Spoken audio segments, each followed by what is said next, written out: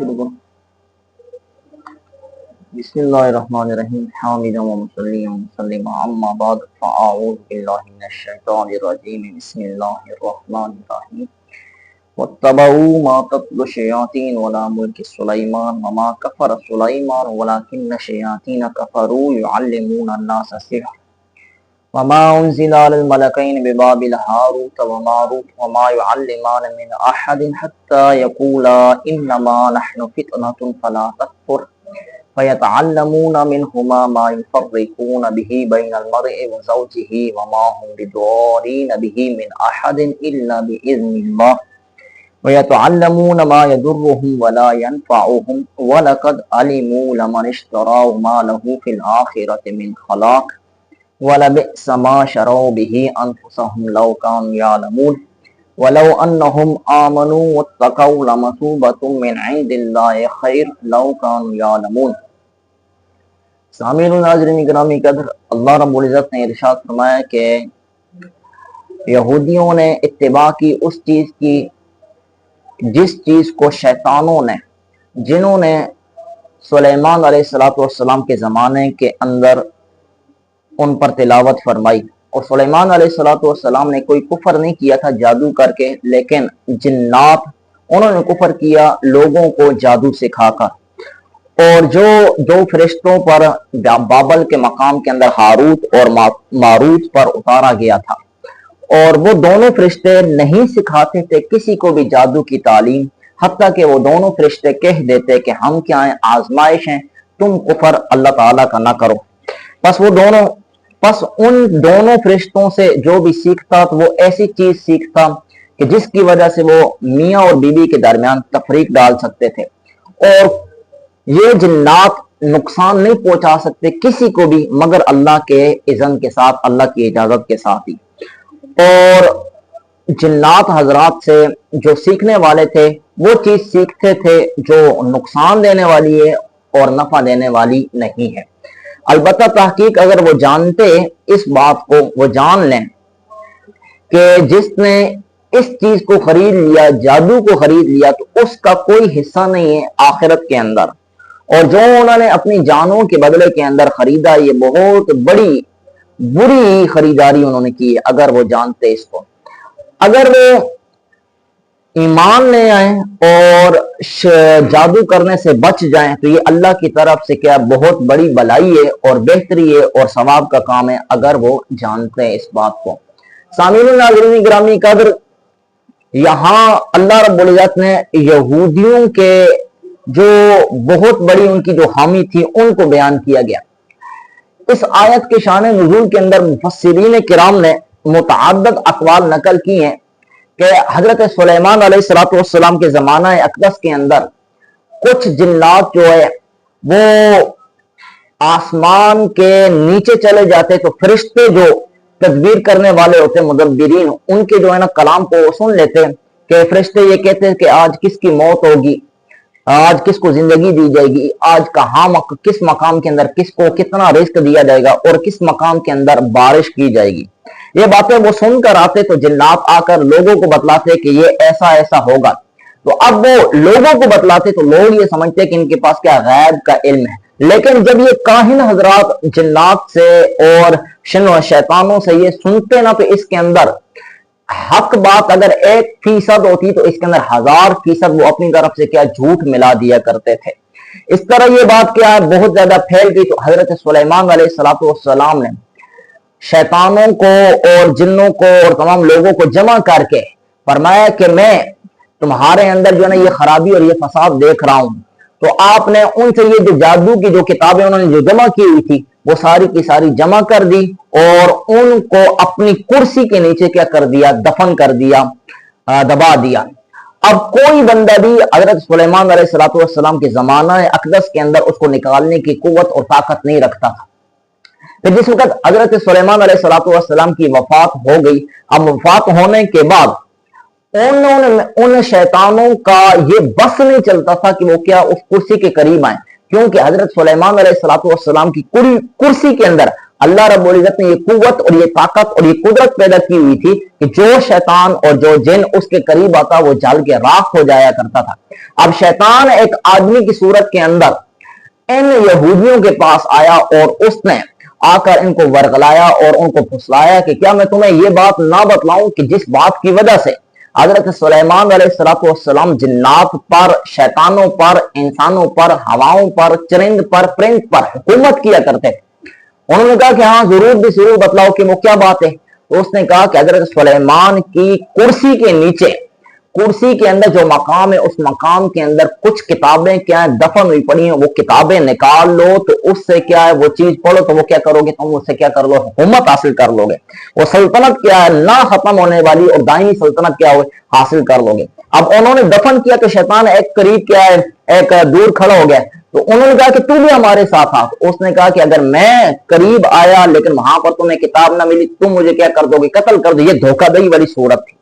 اب وہ دور کھڑے ہو کر کیا دیکھ رہا تھا۔ اب انہوں نے دفن سے مدفون جو کتابیں تھیں وہ ساری نکالی۔ اب ان کے اندر جو جادو اور جو منتر پڑے ہوئے لکھے ہوئے تھے، اب انہوں نے یہ جادو اور منتر پڑھے تو انہوں نے کہا کہ حضرت سلیمان علیہ السلام تو کیا ہے یہ جادو کیے کرتے تھے اور وہ جادوگر تھے، وہ ساحر تھے، اور سحر کی وجہ سے اور جادو کی وجہ سے لوگوں کے اوپر، چرند پر، پرند پر، حیوانات پر، انسانوں پر، جنات پر، شیاطین پر کیا کیا کرتے تھے، وہ حکومت کیا کرتے تھے اور سلطنت کیا کرتے تھے۔ جس وقت حضور نبی کریم علیہ السلام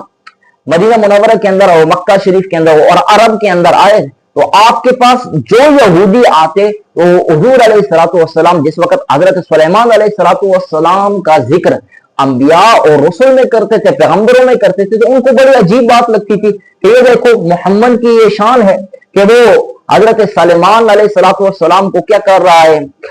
انبیاء کے اندر شمار کر رہا ہے، پیغمبروں کے اندر ذکر کر رہا ہے۔ سلیمان تو کیا تھے، جادوگر تھے، وہ ساحر تھے، وہ تو جادو کے بل بوتے کے اوپر کیا کیا کرتے تھے، لوگوں کے اوپر اور چرند اور پرند پر کیا کرتے، سلطنت اور حکومت کیا کرتے تھے۔ تو ان یہودیوں کی اس قول کو رد کرنے کے لیے اللہ رب العزت نے ارشاد فرمایا وَاتَّبَعُوا مَا تَتْلُو الشَّيَاطِينُ عَلَىٰ مُلْكِ سُلَيْمَانَ، کہ یہودیوں نے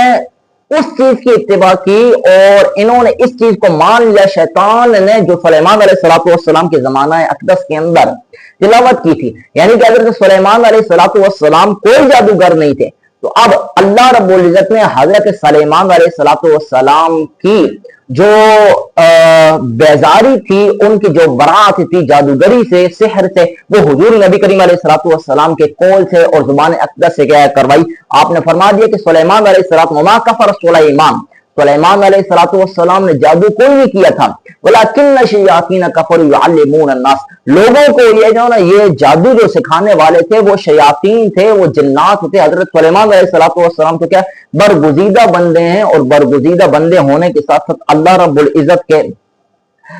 محبوب رسول بھی ہیں اور محبوب کیا پیغمبر اور نبی بھی ہیں۔ اس آیہ مبارکہ کی شان اور اس کی تفسیر اور تشریح کرنے سے پہلے ہم یہ واضح کر دیں کہ سحر کسے کہتے کسے ہیں۔ سحر سے مراد یہ ہے کہ جو ہلکی باریک لطیف چیز ہو اس کو کیا کہتے ہیں، سحر کہتے ہیں۔ اور سحر کا جو شرعی معنی ہے وہ یہ ہے کہ انسان جس کام کو خود نہ کر سکے اس کے اندر، اس کام کے اندر شیطان کی مدد اور تقرب نہ ہو تو وہ کام پورا نہ ہو سکے، اور شیطان کے شر اور خبیث کام سے وہ کیا مدد لی جائے اور اس کی مناسبت کیا ضروری ہو، اس کو کیا کہتے ہیں، سحر کہتے ہیں۔ پھر یہ بھی یاد رہے کہ سحر کی حقیقت موجود ہے۔ اہل سنت والجماعت کا اجماعی نظریہ اور اجماعی اور اتفاقی یہ نظریہ ہے کہ وہ کہتے ہیں کہ سحر کی حقیقت موجود ہے۔ اس لیے رسول اللہ صلی اللہ علیہ وسلم کے اوپر ایک یہودی لبید بن عاصم نے رسول اللہ صلی اللہ علیہ وسلم پر کیا کیا تھا، جادو کیا تھا، جس کی وجہ سے حضور علیہ السلام 3 دن اور 3 راتیں کیا بیمار رہے۔ حضرت عائشہ صدیقہ رضی اللہ تعالی عنہا پر بھی کیا جادو کیا گیا، اور حضرت عبداللہ بن عمر رضی اللہ تعالیٰ عنہ پر جادو کیا گیا، جس کی وجہ سے آپ کی کلائی کیا ہو گئی تھی، ٹیڑھی ہو گئی تھی۔ اب بعض یہ اعتراض کرتے ہیں کہ نبی کریم علیہ السلام پر جادو کس طرح ہو سکتا ہے، حالانکہ رب تعالیٰ نے ارشاد میں واللہ یعصمک من الناس، اللہ رب العزت آپ کی حفاظت فرمائے گا، آپ کی لوگوں سے کیا کرے گا، حفاظت فرمائے گا، لوگوں کو آپ کے اوپر تسلط اور قدرت نہیں دے گا۔ اس کا جواب یہ ہے کہ واللہ یعصمک من الناس کا مطلب مفسرین اور علماء نے یہ بیان کیا کہ اللہ آپ کی حفاظت فرمائے گا, آپ کو محفوظ فرمائے گا ہلاک ہونے سے. یعنی کہ لوگوں کو بس یہ قدرت اور طاقت نہیں ہوگی وہ کیا کر سکیں, آپ کو ہلاک کر سکیں اور مار سکیں. دوسرا اس کا معنی یہ بھی بیان کیا گیا کہ اللہ آپ کی حفاظت فرمائے گا, یعنی کہ آپ کی نبوت کے اندر کوئی بندہ کیا ہے کسی طریقے سے رخنہ نہیں ڈال سکتا, کوئی خلل نہیں ڈال سکتا. ایسے ہی دوسرے مقام کے اندر یہ اعتراض بھی کیا جاتا ہے کہ رب تعالیٰ نے ارشاد فرمایا ان تتبعون الا رجلا مسحورا انظر کیف ضربوا لك الامثال فضلوا فلا يستطيعون سبيلا, کہ جب کافر جو ہے نا وہ لوگوں کو کہتے ہیں تم تو کیا ایک مسحور آدمی کی کیا کر رہے ہو, اتباع کر رہے ہو, ایک جادو کی ہوئے شخص کی کیا کر رہے ہو, وہ اتباع کر رہے ہو. تو اللہ رب العزت نے آگے فرمایا کہ دیکھو نہ ذرا ان کو کہ یہ کس طرح آپ کے لیے مثالیں بیان کر رہے ہیں, یہ خود کیا بے راہ روی کا شکار ہو رہے ہیں اور گمراہی کا کیا راستہ اختیار فرما رہے ہیں. تو فرمایا کہ اگر آپ کے اوپر جادو کیا جاتا تو لوگوں کو رد کرنے کے لیے رب تعالیٰ نے فرمایا یہ کیا ہے گمراہ, اس سے پتہ چلتا کہ آپ کے اوپر کوئی جادو نہیں کیا گیا. اس کا جواب علماء اور مفسرین یہ دیتے ہیں کہ کافروں کی یہ مراد تھی کہ آپ کی عقل کیا ہوگی, زائل ہوگی. یعنی کہ وہ یہ کہتے تھے نا کہ حضور کے اوپر سحر کیا گیا, اس سحر کی وجہ سے کیا ہے, اس جادو کے اثر کی وجہ سے آپ کی عقل کیا ہوگی, زائل ہوگی. لیکن ہم یہ کہتے ہیں کہ سحر کا اثر تو ہوا, لیکن سحر اور جادو کا اثر تو ہوا, لیکن اس کی تاثیر صرف اتنی ہوئی تھی کہ حواس کے اوپر اس کا اثر ہوا تھا, عقل آپ کی زائل نہیں ہوئی تھی. جس طرح کے عوارض بشریہ کی وجہ سے نبی کریم علیہ الصلوۃ والسلام روایات کے اندر آتا ہے کہ آپ سواری سے گر گئے تھے, آپ کے اوپر کیا ہے عوارض بشریہ کی وجہ سے کیا بیماری آ سکتی ہے, ایسے خون نکل سکتا ہے. تو یہ چیزیں جو ہے نا عوارض بشریہ ہونے کی وجہ سے اگر طاری ہوں تو نبوت کے منافی اور نبوت کے کیا مخالف نہیں ہے. تو ایسے ہی اگر آپ پر جادو بھی ہو جائے تو عوارض بشریہ کی وجہ سے جادو ہو جائے تو وہ بھی کیا نبوت کے مخالف اور منافی نہیں ہوگا. یہاں پر علامہ غلام رسول سعیدی رحمہ اللہ تعالی نے نعمت الباری کے اندر بارہویں جلد کے اندر اس کی جو ہے نا بہت زیادہ تفسیر کی ہے. پہلے آپ ارشاد فرماتے ہیں کہ میں حضور علیہ الصلوۃ والسلام کے اوپر جو جادو کیا گیا اس کو تسلیم نہیں کرتا ہوں, کیونکہ نبوت کا منصب اور رسالت کا منصب کیا بہت بڑا ہے.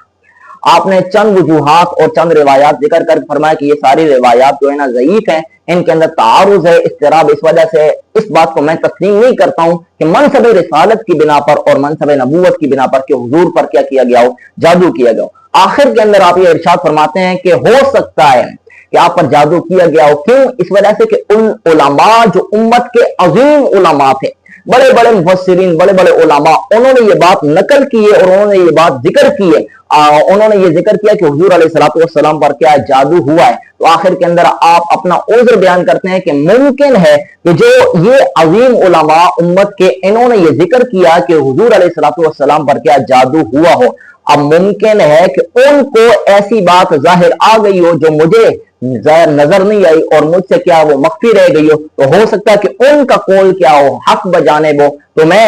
اگر میرے مطالعے کے اندر کیا ہو کمی کوتاہی ہو تو میں اس بات سے کیا کرتا ہوں, رجوع کرتا ہوں. یعنی کہ آپ بھی اس طرف کیا مائل ہیں کہ ممکن ہے کہ حضور علیہ الصلوۃ والسلام پر کیا جا سکتا ہے, جادو کیا جا سکتا اور سحر ہو سکتا ہے. پھر اس کے بارے میں یہ یاد رکھیں کہ سحر کا جو شرعی حکم ہے اس کا جو مطلب اور مقصد کیا ہے, یہ یاد رکھیے کہ ائمہ اربعہ کے نزدیک امام ابو حنیفہ, امام مالک, امام شافعی اور امام احمد بن حنبل رحمہم اللہ تعالی, ان چار بزرگوں کے نزدیک سحر کرنا یعنی کہ جادو کرنا یہ گناہ کبیرہ ہے اور حرام ہے. لیکن امام مالک اور امام احمد بن حنبل یہ دو بزرگ کہتے ہیں کہ سحر جو ہے نا یہ کرنا ہی کفر ہے.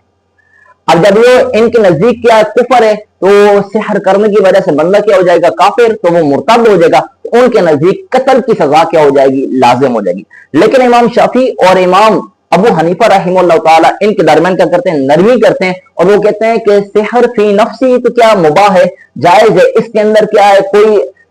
مسئلہ نہیں ہے. لیکن مسئلہ یہ ہے کہ جب اس کو کیا ہے کفری کلمات کے اعتبار سے کیا سیکھا جائے جس کے اندر ایمان کے مخالف اقوال پائے جائیں, ایمان کی مخالفت کرنے والی کوئی حالت اور صورت پائی جائے, تو اس وقت بندہ سحر کی وجہ سے کیا ہو جاتا ہے, کافر ہو جاتا ہے اور اس وقت کیا ہو جائے گا, وہ مرتد ہو جائے گا. تو اس کے اندر کیا مرتد والا حکم لگے گا اور اس سے توبہ بھی قبول نہیں کی جائے گی, اس کو کیا کیا جائے گا, قتل کر دیا جائے گا.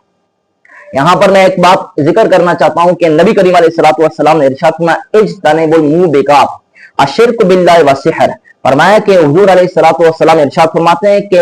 ہلاک کرنے والی چیزوں سے بچو۔ ان میں سے پہلی چیز کیا ہے؟ اللہ تعالیٰ کا شرک کرنا، یعنی کہ اللہ کا شریک کسی کو ٹھہرانا، اور دوسرا کیا ہے؟ جادو کرنا۔ یہاں یہ بات یاد رکھیے کہ ہم نے سحر کی پیچھے کیا ہے؟ تفسیر اور تشریح کر دی ہے۔ آج لوگ یہ سمجھتے ہیں کہ جس کے پاس کیا ہو جادو کے بلبوتے کے اوپر، وہ کیا ہواؤں کے اوپر اڑے، وہ پانیوں کے اوپر اڑے، وہ خارق للعادت جو عقل کے اندر بات آنے والی نہ ہو، وہ اگر کر دے تو وہ کیا ہوگا؟ شریعت کا پابند ہوگا، وہ بہت بڑا متبع شریعت، اور وہ کیا ہوگا؟ بہت بڑا اللہ کا ولی ہوگا۔ اب ہمارے اس دور کے اندر ہم نے دیکھا ہے کہ کچھ حضرات ایسے ہوتے ہیں کہ جو 40 دن بلکہ سال ہا سال وہ نہاتے نہیں ہیں، ان کے بال جو ہے نا بڑے ہوئے ہوتے ہیں، اور ناخن جو ہے ہاتھ کے وہ بھی کیا ہوتے ہیں؟ بڑے ہوتے ہیں۔ ہاتھ کے انگلیوں کے اندر انہوں نے 10 جو ہے نا انگوٹھیاں پہنی ہوئی ہوتی ہیں۔ اب لوگ ان کے پاس جاتے ہیں، اور دوسری بات یہ ہے کہ شریعت کا جو پردہ ہے، یعنی کہ اگر وہ مرد ہے تو ناف کے نیچے سے لے کر گھٹنوں تک یہ پردہ کیا کرنا لازم ہے، لیکن پیر صاحبان نے یہ کیا پردہ کیا ہوا ہی نہیں ہوتا۔ اب لوگ ان کے پاس جا کر کہہ رہے ہوتے ہیں کہ حضرت صاحب یہ جو ہے نا بہت پہنچی ہوئی سرکار ہے۔ اب شریعت کی کیا تابعداری ان کے اندر ذرا سی بھی نظر نہیں آ رہی ہوتی، لیکن لوگ ان کو کیا ہے اس طرح اللہ کا ولی مان رہے ہوتے ہیں کہ دنیا اس کے اوپر ولایت کو کیا کر رہی ہے؟ ختم سمجھ رہی ہے۔ اب یہ کیا اللہ کا ولی نہیں ہے؟ علامہ علوسی رحمہ اللہ تعالیٰ نے، امام قرطبی رحمہ اللہ تعالیٰ نے، اور امام اسماعیل حقی رحمہ اللہ تعالیٰ نے تفسیر روح البیان کے اندر اس بات کی تشریح فرمائی ہے کہ ممکن ہے کہ کوئی آدمی سحر کی وجہ سے کیا ہے ہواؤں کے اوپر اڑے، ہواؤں کے اندر اڑے، پانی کے اوپر چل سکے اور خارق للعادت امر کرے، تو ہم وہ سحر کی وجہ سے اس کو ولی نہیں مانیں گے، کیونکہ ولی وہ ہوتا ہے کہ جو تابع شریعت ہو، شریعت کا پابند ہو، جس کے پاس کیا شریعت کے احکام کی کیا ہے بجا لانے والی کیا صورتحال موجود ہے، تو ہم اس کو کیا مانیں گے کہ یہ اللہ کا ولی ہے۔ آج بطیرے ایسے آدمی موجود ہیں کہ جو کیا شریعت کی جو ہے نا راہ کے اوپر چلتے نہیں ہیں، لیکن وہ یہ سمجھتے ہیں اور وہ یہ چاہتے ہیں اور وہ یہ گمان کرتے ہیں کہ ہماری جو ہے نا تعظیم کی جائے، ہمارا کیا ادب و احترام کیا جائے، اور وہ کہتے ہیں کہ علماء ہماری بھی کیا ہے گن گائیں۔ لیکن سب سے بڑی بات میں یہ کہتا ہوں کہ ہمارے علماء کا بھی یہاں پر کیا بہت بڑا جو ہے نا یہ جرم ہے کہ وہ ان کو اپنی سٹیجوں کے اوپر بلا کر ان کی کیا شان کے اندر قصیدے گا رہے ہوتے ہیں اور ان کی کیا ہے عظمتوں کو بیان کیا جا رہا ہوتا ہے۔ حالانکہ حدیث پاک کے اندر آتا ہے کہ اذا مدح الفاسق اهتز له العرش، جب فاسق کی یعنی کہ جو خلاف شرع کام کرنے والا ہوتا ہے اس کی اگر مدح کی جائے، اس کی تعظیم کی جائے، اس کا ادب کیا جائے، تو رب تعالیٰ کا عرش بھی کیا ہو جاتا، کام جاتا اور تھر تھر کرنے لگتا ہے۔ تو ایسی باتوں سے کیا ہے بچنا چاہیے۔ آگے یہاں پر ایک بات یاد رکھیے کہ اس قصے کے اندر اللہ رب العزت نے وما انزل علی الملکین ببابل ہاروت و ماروت، ہاروت اور ماروت کا قصہ کیا ہے بیان کیا ہے۔ اب ہاروت اور ماروت یہ دو فرشتے تھے۔ اب ان کو اللہ رب العزت نے بعض مفسرین کرام نے یہ اس لیے ذکر کیا کہ اس کی وجہ یہ بیان کی کہ ان دو فرشتوں کو اللہ رب العزت نے دنیا کے اندر اس لیے بھیجا تھا کہ وہ کیا کریں، لوگوں کو سحر سکھائیں، جادو سکھائیں، اور ان کو جادو سے کیا کریں، منع کریں اور بتائیں کہ یہ جادو کے اندر کیا ہے غلطی ہے، فساد ہے، یہ خرابی کا کیا ہے سبب بنتا ہے، تم جادو نہ کرو۔ تو یہ آزمائش کے طور پر کیا فرشتوں کو کیا کیا گیا تھا، نازل کیا گیا تھا۔ اور ایک وجہ یہاں پر بعض مفسرین نے، دیگر حضرات نے یہ بھی بیان کی ہے کہ جس وقت حضرت ادریس علیہ السلام کا زمانہ اقدس تھا، تو اس وقت جو انسان تھے، جو آدمی تھے، حضرت آدم کی اولاد تھی، بنو آدم تھے، انہوں نے گناہ بہت زیادہ کیے۔ اب گناہ جو ان کے رب تعالیٰ کی بارگاہ کے اندر پیش ہوئے، تو اب فرشتوں نے دیکھا تو انہوں نے کہا کہ اے اللہ، تو نے اس کو اپنا خلیفہ اور جانشین بنایا تھا، یہ تو کیا کر رہے ہیں، گناہ کر رہے ہیں، سارے کے سارے گناہ کر رہے ہیں، اگر ہم ہوتے تو ہم تیری معصیت نہ کرتے۔ اب رب تعالیٰ نے ارشاد فرمایا کہ تم یہ کہہ رہے ہو کہ تم ہوتے تو اگر معصیت نہ کرتے، تو پھر اپنے میں سے، اپنے فرشتوں میں سے، اپنے ساتھیوں میں سے دو ایسے چنیدہ حضرات چن لو کہ جن کو میں دنیا کے اندر بھیجوں گا۔ اب انہوں نے ان دو فرشتوں کو، ہاروت اور ماروت کو، جو سب سے زیادہ متقی تھے، جو سب سے زیادہ عبادت گزار تھے، اب ان کو کیا کیا گیا، دنیا کے اندر بھیجا گیا۔ اور میں یہ کہتا ہوں کہ ان سے وصف ملکیت کیا ہے نکال لی گئی تھی، وصف ملکیت کو کیا ہے کھینچ لیا گیا تھا۔ جب وصف ملکیت ان سے کیا ہے کھینچ لی گئی تو اب वस्फ मलकियत खत्म करके वस्फ बशरियत इनके अंदर दाखिल कर दी गई थी। अब ये दुनिया के अंदर आए तो दुनिया के अंदर आने की वजह से बाद मुफस्सिरीन किराम ने ये जिक्र किया, लेकिन मैं उसको जिक्र करने के बगैर ये कहता हूं कि फिर ये क्या है, मासियत के अंदर क्या मुब्तला हो गए। जब मासियत के अंदर मुब्तला हो गए तो अब रब तआला ने फरिश्तों से कहा था कि तुम तो ये कह रहे थे कि अगर हम होते तो हम क्या करते, गुनाह ना करते, तो फिर बताओ कि तुमने किस तरह ये गुनाह किया। अब यहाँ मुफस्सिरीन किराम ने बहुत ज्यादा कलाम किया। कुछ हजरात ये कहते हैं कि ये फरिश्तों की ये शान नहीं है कि उनसे क्या हो सके, मासियत हो सके, और बाद हजरात ये कहते हैं कि ये क्या है, मासियत इनसे हो सकती है। अल्लामा गुलाम रसूल सईदी रहमतुल्लाह ताला ने ये तफसीर तशरीह की है कि ये मुमकिन नहीं कि फरिश्ते हों और इससे क्या हो सके, नाफरमानी हो सके। लेकिन मैं ये कहता हूं कि उनसे जब वस्फ मलकियत क्या खींच ली गई थी और उनको वस्फ बशरियत का लिबासा जब उनको उड़वा लिया था, तो अब इस सूरत के अंदर जो मलक वाली जो सिफात थी, जो फरिश्ते वाली सिफात थी, तो उनके अंदर तो वो जारी नहीं हो सकती थी, वो तारी नहीं हो सकती थी। तो अब जब वस्फ बशरियत इनके अंदर पाया गया था, तो अब अगर वो मासियत भी करे तो ये उनके जो पहले फरिश्ते होने की हालत थी उसके क्या होगा, मुखालिफ और मुनाफी नहीं होगा। वैसे जो हक है वो अल्लाह ताला ही बेहतर जानता है, लेकिन इमाम साबी रहमतुल्लाह ताला ने ये बात जिक्र की है कि आया ये वाकया दुरुस्त है या कि नहीं। तो इस बारे में कहते हैं कि दो गुरोह हैं। एक तरफ इमाम इब्न हजर अस्कलानी ने हजरत इमाम अहमद बिन हंबल से और इमाम इब्न हिब्बान से ये बात नकल की है कि वो कहते हैं कि ये वाकया क्या है, दुरुस्त है। और दूसरी तरफ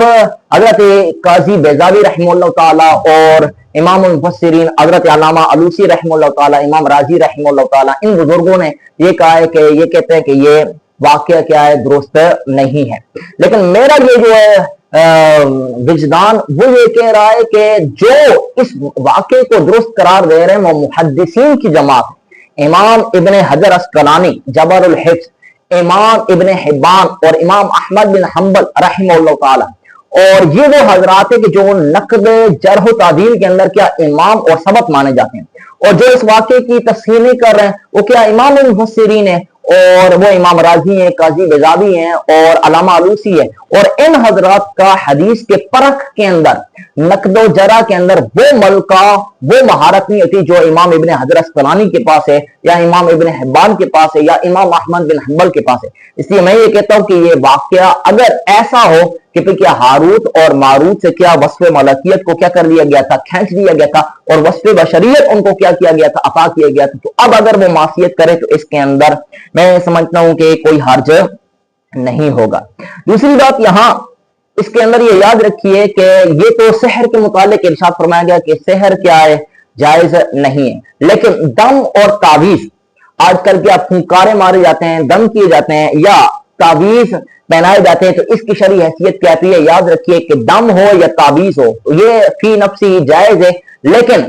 अगर इसके अंदर कोई कलमा कुफरिया मिलाया जाए तो फिर क्या होगा, ये जायज नहीं होगा। बल्कि अगर कुफरिया कलमा मिला दिया जाए तो बंदा क्या हो जाता है, काफिर हो जाता है। हजरत अब्दुल्लाह बिन उमर रज़ियल्लाहु तआला अन्हु के बारे में आता है कि आप जो है वो औज़ु बिकलिमातिल्लाहि ताम्मति मिन कुल्लि शर्रिन व हामतिन व मिन कुल्लि ऐनिन लामतिन, ये क्या दुआ पढ़कर और थूक मारा करते थे। और बाद रिवायात के अंदर आता है कि ये लिख कर लोगों के गलों के अंदर क्या लटका दिया करते थे और अपनी बालिग औलाद की गलों के अंदर क्या लटका दिया करते थे। जिससे पता चलता है कि दम का सबूत भी है और तावीज की भी क्या है, तावीज का भी क्या सबूत मिलता है। दूसरा, यहाँ अल्लाह रब्बुल इज्जत ने इरशाद फरमाया कि वलकद आलिमू, वो तहकीक जानते हैं इस बात को कि जो उन्होंने खरीदा वो क्या है, बहुत बुरा। लेकिन इसके आखिर के अंदर फरमाया लौ कान यालमून, अगर वो जानते तो वो ये काम ना करते। यहां ये बात याद रखिए कि ये तारुफ पैदा हो रहा है। एक तरफ ये आ रहा है कि वो जानते हैं, दूसरी तरफ से रब ताला इरशाद फरमा रहा है कि वो नहीं जानते।